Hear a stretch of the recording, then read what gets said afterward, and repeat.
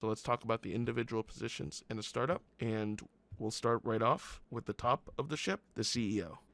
There needs to be one person in charge of any startup. I don't care even if the equity is split 50-50. Someone needs to have 51% say. Because to have multiple leaders means there are no leaders. And it becomes ever more cancerous over time when you have squabbling co-founders who have co-equal power, and eventually there comes to a butting of heads. There always is at some point in the future, and there's no tiebreaker. It's an awful situation. It destroys companies. Interpersonal conflicts within teams is one of the largest reasons why startups fail. And so, in order to alleviate that, we start with the chief executive officer, the CEO, who has overall control of the business. Caveat with some future positions in the future that will be over them, but at least at the start, the CEO, the buck stops here. They are in charge. And to speak specifics, they are the highest ranking executive responsible for the overall direction, strategy, and success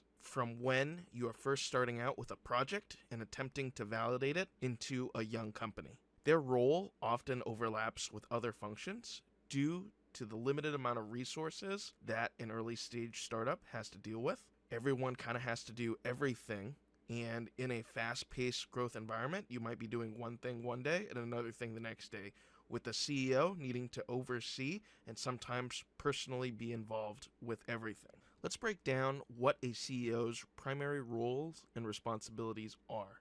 Starting with vision and strategy. That's something that the CEO will probably be doing throughout the rest of the lifetime of the business. They need to define the company's vision and mission, establishing the long-term direction and purpose of the business. Ultimately, they're the one who has to come up with strategic goals, with some roles that we'll discuss in the future being the board of directors, and primary shareholders.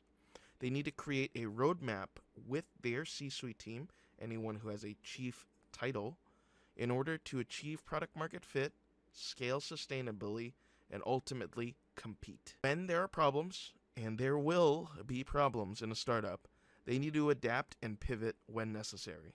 They need to monitor and understand feedback from their market participants, their customers, and users, and adjust their strategy quickly when they're needed. The earlier the company, the faster they gotta move. The primary strength of a startup is the speed in which you can attack things, and the fact that you don't have any baggage, you can quickly adjust. And that ability to adapt and pivot is a CEO's strong point.